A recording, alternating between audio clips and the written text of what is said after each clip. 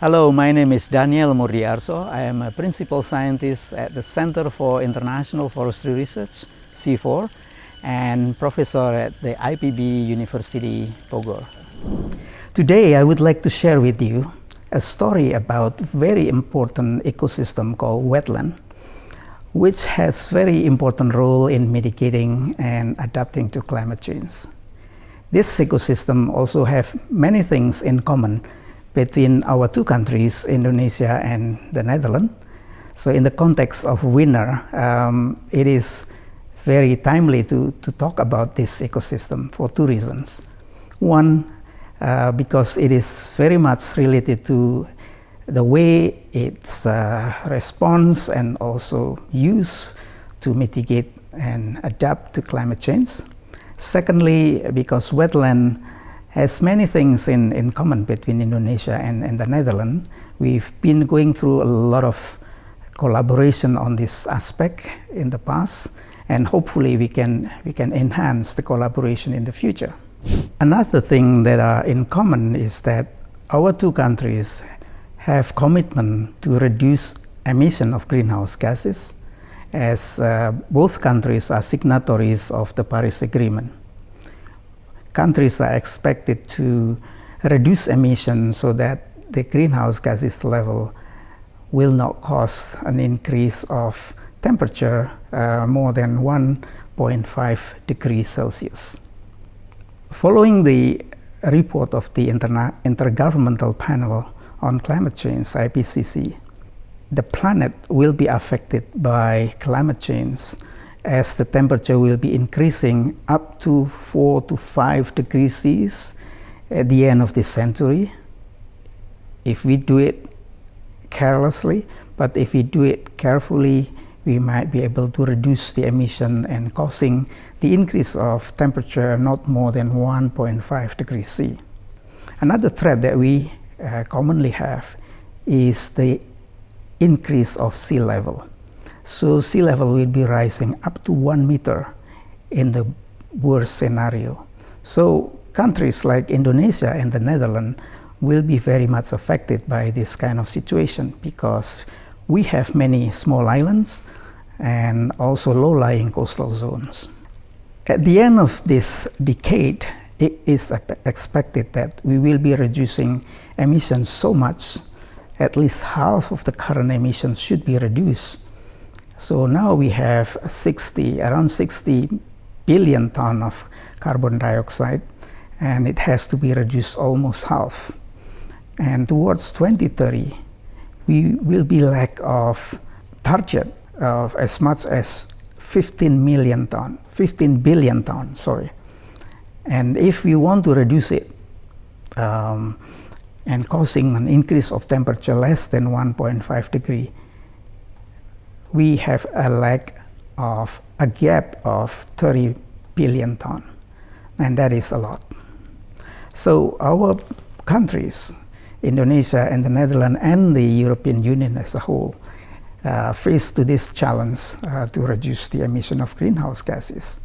And we see that ecosystem like mangrove as part of the wetland has the opportunity to achieve such a commitment, because we in Indonesia have around 3 billion tons of carbon stored in mangrove ecosystem. Unfortunately, in the past 20-30 years ago, mangrove has been deforested with a rate of about 6%, and that is causing an increase of greenhouse gases about 200 million tons a year. 200 million tons a year is about 30% of the land-based emission of Indonesia. And to give you that a perspective, that amount is similar to 40 million fewer cars in the road. So if we manage to reduce emission or avoid deforestation in this particular ecosystem, we will be able to reduce so much carbon emission in the air. So mangrove has a very crucial role in mitigating climate change. globally, not only in Indonesia, but also globally. The capacity is about 1 billion ton globally.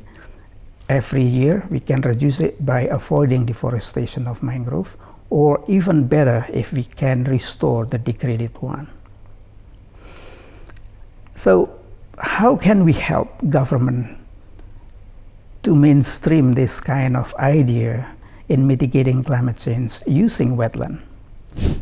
The Intergovernmental Panel on Climate Change, IPCC, has provided a guideline how to include wetlands, including mangrove, to be part of the nationally determined contribution, so that we can calculate how much emission can be reduced if mangrove is incorporated there.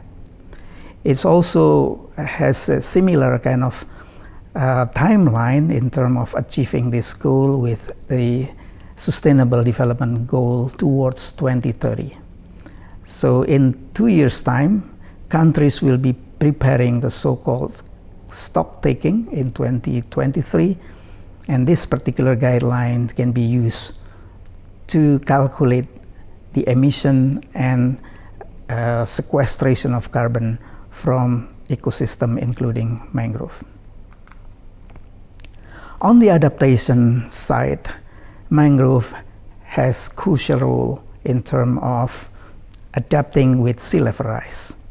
It also has a huge human imperative if we look at the role of mangrove, not only in building land. We can see here the possibility of mangrove to capture sediment. So if we made investment on this, there will be huge benefits that we can gain in 10-15 years. Globally, it has been predicted that if we invested 1.3 trillion this year, in 10 years' time, the net benefit will be about 7 trillion US dollar. That numbers come from the Global Commission on Adaptation that is led by Mr. Ban Ki-moon. So it is quite an interesting phenomena how mangrove is part of this action among other sectors that can be used to adapt with climate change. Why is mangrove playing that role? Number one, because it is a land builder. So people will be protected from flooding, and at the same time, in this ecosystem, which has a very high total ecosystem value, about 90,000 per hectares. Just give you in a comparison, the DEV of oil palm per hectare is about 8,000, and this ecosystem is 90,000. So this amount coming from various aspects that they can provide, including the land builder aspect. So we measure in the field how much sediment can be trapped by mangrove. It is about 4 to 5 millimeter a year, while sea level is rising about 1 to 2 millimeter a year. So the homes and agriculture and activities behind the mangrove will be protected from flooding.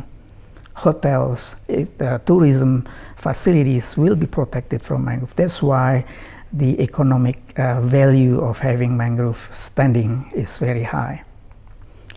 Not only that, adaptation has a very crucial role in sustaining aquaculture. Fish can be caught if you have mangrove, because the juvenile, the egg will be laid over in the mangrove area. People can raise mud crabs because it is the very ecosystem where this particular species can be raised very productively. And then not to mention about the role in ecotourism. So there are many ecosystem services that can be provided by mangrove. This proboscis monkey is very cute. This is the male one, very grown up, and is quite an attraction for area like Central Kalimantan, East Kalimantan, where you have mangrove. This particular species will be there. We don't have spoonbill like this, but in many places, this particular birds, migratory bird, will be sitting there and enjoy their trips while they have fish below it, so that they can also survive during their travel. So winter in the future will have many opportunities to enhance this kind of services, not only on carbon, beyond carbon. Ecosystem services can be enhanced in the future through our collaboration. And also, it's no need to mention about the role in building the capacity of young people. We can use the education scheme to again enhance the capacity of our young people, the future generation of this country and also in the Netherlands. Thank you very much.